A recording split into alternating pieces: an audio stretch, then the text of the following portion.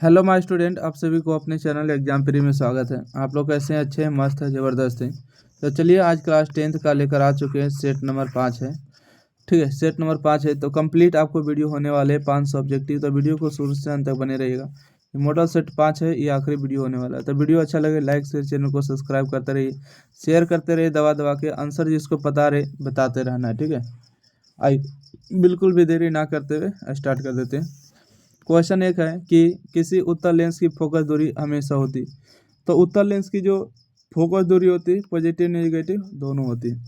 अगला है कि किसी शब्दकोश में पाए गए छोटे अक्षरों के पढ़ते समय आप किस लेंस को पसंद करेंगे? तो इसका सही जवाब होगा 50 सेंटीमीटर फोकस दूरी का एक उत्तल लेंस। कौन सा लेंस? उत्तल लेंस। अगला प्रश्न है कि मोटर गाड़ियों के चालक के सामने सामान्यतः लगा होता है। कौन सा दर्पण लगा होता है? तो इसका सही जवाब होगा उत्तल दर्पण लगा होता है, ठीक है। कौन सा दर्पण? उत्तल दर्पण। चलिए अगला प्रश्न देखिएगा। कहते हैं एक व्यक्ति समतल दर्पण की ओर 4 मीटर प्रति सेकंड की चाल से आ रहा है। व्यक्ति को समतल दर्पण में बना अपना प्रतिबिंब किस चाल से आता हुआ प्रतीत होगा? तो 4 के डबल 8 हो जाएगा, ठीक है। 8 मीटर प्रति सेकंड से हो जाएगा। अगला देखिएगा। क्वेश्चन नंबर आपको देख रहे हैं 5 नंबर। कहते हैं नेत्र लेंस की फोकस दूरी बढ़ जाने से आँख में उत्पन्न दोष होता है। आँख में कौन सा दोष उत्पन्न होता है?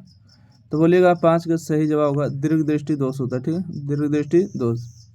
अगला है दूर दृष्टि दोष वाले व्यक्ति द्वारा यानी कि जिस लेंस के चश्मे का उपयोग किया जाता है ने उसमें लगा होता है। कौन सा लेंस लगा होता है? तो उत्तल लेंस लगा होता है, ठीक है। कौन सा लेंस होता है? उत्तल लेंस। कहता है विद्युत आवेश की इकाई है। तो विद्युत आवेश की जो इकाई होती है कूलम होती है। ए नंबर सही जवाब होगा। अगला प्रश्न देखिएगा क्वेश्चन नंबर 8। कहते हैं विद्युत आवेश दो प्रकार के होते हैं जिसमें धन तथा ऋण आवेश माना जाता है। यह नामकरण किसने किया था? नामकरण करने वाले थे बेंजामिन फ्रैंकलिन थे, ठीक है। अगला है कि एक पदार्थ को 1 कूलम धन आवेश में आवेशित किया गया। इस आवेशन में पदार्थ में से जो इलेक्ट्रॉन निकलेंगे उनकी संख्या कितनी है? तो 9 का जो सही जवाब होगा 6.25 गुने 10 के पावर 18 होगा। अगला देखिएगा क्वेश्चन नंबर 10 है किसी विद्युत बल्ब पर 220 वोल्ट तथा 100 वाट अंकित है। जब इसे 110 वोल्ट पर प्रचलित करते हैं तब इसके द्वारा उपयुक्त शक्ति कितनी वाट होगी, ठीक है। तो इसका कैलकुलेशन करना होगा तो 100 वाट होगा। विद्युत चुम्बकीय प्रेरण की परिघटना, ठीक है। विद्युत चुम्बकीय प्रेरण की परिघटना क्या दर्शाता है? तो कुंडली तथा चुंबक के बीच अपेक्षित गति के कारण कुंडली में प्रेरित विद्युत धारा उत्पन्न करना। अगला प्रश्न है क्वेश्चन नंबर देखिएगा 12 है विद्युत जनित्र का सिद्धांत आधारित है। विद्युत जनित्र का सिद्धांत आधारित है किस पर आधारित है? 12 का सी नंबर होगा विद्युत चुम्बकीय प्रेरण पर है। अगला है लघु पतन के समय परिपथ में विद्युत धारा का मान। लघु पतन के समय परिपथ में विद्युत धारा का मान क्या होता है? तो बहुत अधिक बढ़ जाता है, ठीक है। अगला है प्रतिक्रिया PbO प्लस सी Pb प्लस CO कौन सा अभिक्रिया बता रहा है? तो इसका बिल्कुल सही जवाब आप लोग बता रहे हैं सी का अवकारक हो रहा है, ठीक है। कार्बन का अवकारक हो रहा है। अगला प्रश्न है कि निम्न धातुओं में कौन NaOH के विलयन से H2 देता है, ठीक है। देता है तो इसका सही जवाब होगा ऑप्शन नंबर सी एल्युमिनियम होगा। अगला प्रश्न देखिएगा 16 नंबर। यदि विलयन का pH 13 है इसका अर्थ है कि प्रबल भास्मिक है, ठीक है। प्रबल भास्मिक है। अगला साधारण ताप पर फास्फोरस का अनुसूत्र। साधारण ताप पर फास्फोरस का जो अनुसूत्र होता है वो क्या होता है? तो P4 होता है। पीतल रहता है, पीतल क्या रहता है? तो पीतल जो है Cu प्लस Zn का कॉपर और जिंक का मिश्रण ही क्या कहलाता है? पीतल कहलाता है ना। अगला है कि धातुओं की प्रकृति होती है। धातुओं की जो प्राकृतिक होती है विद्युत धनात्मक होती है। अगला देखिएगा क्वेश्चन नंबर 20। क्वेश्चन नंबर 20 में पूछा गया चुंबकीय अशुद्धि को किस प्रकार दूर किया जाता है? चुंबकीय अशुद्धि को किस प्रकार दूर किया जाता है? तो चुंबकीय विधि द्वारा किया जाता है। कार्बनिक यौगिक का आवश्यक तत्व है। कार्बनिक यौगिकों का आवश्यक तत्व कौन है? तो कार्बन होगा। अक्रिय तत्व कौन है? 22 का सही जवाब अक्रिय तत्व कौन होगा? 22 का भी होगा, हीलियम होगा। अगला है एल्किन श्रेणी के यौगिकों का समान सूत्र है। एल्किन श्रेणी के यौगिकों का जो समान सूत्र होता है वो होते हैं CnH2n+2 होते हैं, दोगुना से 2 अधिक। अगला है कि अपमार्जक बनाने में उपयोग होता है। अपमार्जक बनाने में किसका उपयोग होता है? तो अल्कोहल का होता है, C नंबर। अगला प्रश्न देखिएगा, आवर्त सारणी के यानी कि 7A के तत्व है। 7A के कौन सा तत्व है? तो हैलोजन कहलाते हैं, ठीक है। अगला, आवर्त सारणी में बाएं से दाएं जाने पर प्रकृतियां के बारे में कौन सा कथन असत्य है? यहाँ देखिए असत्य के बारे में पूछा गया, सत्य नहीं बताना है, ठीक है। तो बताइए सत्य कौन होगा? तो देखिए तत्वों की धात्विक प्रकृति घटती, सही बात है। संयोजकता और इलेक्ट्रॉन की संख्या बढ़ जाती है, सही है। और इसका देखिएगा, परमाणु आसानी से इलेक्ट्रॉन का त्याग कर देती, नहीं, परमाणु आसानी से तो इलेक्ट्रॉन का त्याग नहीं करती। इसका सी कथन गलत है। अगला प्रश्न है, प्रकाश संश्लेषण की क्रिया में उत्पन्न होते, ठीक है। प्रकाश संश्लेषण की क्रिया में जो है उत्पन्न होती है, क्या होती है? कार्बोज होती है, बी नंबर। क्या होती है? कार्बोज। अगला, अंडाणु निषेचित होता है तो फिलोपियन नलिका में। अंडाणु निषेचित होता है फिलोपियन नलिका में। अगला है श्वसन क्रिया होती है, ठीक है। 29 बताइए श्वसन क्रिया होती है तो माइटोकॉन्ड्रियम होती है। श्वसन क्रिया होती है, माइटोकॉन्ड्रियम होती है। अगला है कि एक स्वच्छ मनुष्य में पराकुंचन एवं अनुशीलन दाब होता है, तो बताइएगा क्या होता है? 30 नंबर का बिल्कुल सही आप लोग जवाब दे सकते हैं, 120/80। स्वस्थ मनुष्य का उतना ही यानी कि प्रेशर होना चाहिए। अगला प्रश्न है, पत्तियों का मुरझाना किस पादप हार्मोन के कारण संभव है, ठीक है। पत्तियों का मुरझाना जो है किस पादप हार्मोन के कारण संभव है? हाँ, सही जवाब है FCC के अम्ल हो जाएगा, C नंबर। अगला, कौन सा पादप नियंत्रक फल बेचने वाला द्वारा उपयोग किया जाता है ना? किसका प्रयोग करते हैं? जो फल बेचता है वो जो है कौन सा अम्ल का प्रयोग करते हैं? तो कहिएगा इथाइलिन, ठीक है। इथाइलिन कच्चे फलों को पकाने में प्रयोग करते हैं। अगला, एड्स रोग का मुख्य कारण है। एड्स रोग का मुख्य कारण है असुरक्षित यौन संपर्क होगा, A नंबर, ठीक है। 34 के। अगला 35 नंबर प्रश्न देखिएगा, चमगादड़ एवं पक्षी के पंख किस प्रकार के अंग के उदाहरण है? समजात अंग के उदाहरण है। चमगादड़ एवं पक्षी के पंख किस प्रकार के अंग के उदाहरण है? समजात अंग के उदाहरण है। अगला प्रश्न है कि वे अंग जिनकी उत्पत्ति तथा मूल संरचना में तो समानता होती है किंतु कार्य के अनुसार उनकी बाह्य रचना में परिवर्तन हो जाता है, ऐसे अंग को क्या कहते हैं? ऐसे अंग को जो है समजात अंग कहते हैं, A नंबर। अगला प्रश्न है कि कृत्रिम परितंत्र का उदाहरण है। कृत्रिम परितंत्र का जो उदाहरण है ऑप्शन नंबर C होगा, बगीचा खेत होगा। 38 नंबर प्रश्न है कि प्राकृतिक में ऊर्जा का मुख्य स्रोत है, सूर्य होगा, ठीक है। प्राकृतिक में ऊर्जा का मुख्य स्रोत क्या होगा? सूर्य होगा। अगला है, वनों के संरक्षण के लिए निम्न किन प्रक्रियाओं को नियंत्रित करने की आवश्यकता है? तो अतिचारण, है ना। हाँ, अच्छा रुकिए, पेड़ की अंधाधुंध कटाई, अतिचारण, खनन, तो अच्छा इनमें से D नंबर सही होगा। वनों को संरक्षण के लिए किन क्रियाओं को नियंत्रित करने की आवश्यकता? सभी को राइट आंसर होगा, D नंबर याद रखिएगा, इनमें से सभी। अगला है कि वे पदार्थ जो जैविक पराक्रम द्वारा अपघटित हो जाते कहलाते हैं। वे पदार्थ जो जैविक पराक्रम द्वारा यानी उपघटित हो जाते हैं उसे क्या कहते हैं? उसे हम लोग कहते हैं जैव निम्नकरणीय। अमीटर से निम्नलिखित में से किसे मापा जाता है? अमीटर से किसे मापा जाता है? धारा को मापा जाता है, ठीक है। किसे मापा जाता है? धारा को। अगला है, वह उपकरण जो विद्युत ऊर्जा को नियंत्रित ऊर्जा यांत्रिक ऊर्जा में बदलता है, ठीक है। वह उपकरण जो विद्युत ऊर्जा को यांत्रिक ऊर्जा में बदलता है होता है, क्या होता है? इसका सही जवाब होगा विद्युत मोटर होता है। अगला प्रश्न है, दर्पण का सूत्र है, ठीक है। बताइएगा दर्पण का सूत्र कौन है? इसका सही जवाब 1/V + 1/U = 1/F। देखिए दर्पण सूत्र में जो हमेशा प्लस होता है, U भी पहले होता है, ठीक है। यहाँ माइनस हो गया, गलत हो गया, U भी पहले होना चाहिए, गलत है। अगला है, निकट दृष्टि दोष को निम्नलिखित में किस लेंस द्वारा हटाया जाता है? 44 का सही जवाब होगा B नंबर, अवतल होगा। निकट दृष्टि दोष को निम्नलिखित में किस लेंस द्वारा हटाया जाता है? अवतल। पौधे में जनन अंग कहाँ पाए जाते हैं? है ना, पौधे में जो है जनन अंग कहाँ पाए जाते हैं? तो पुष्प में पाए जाते हैं।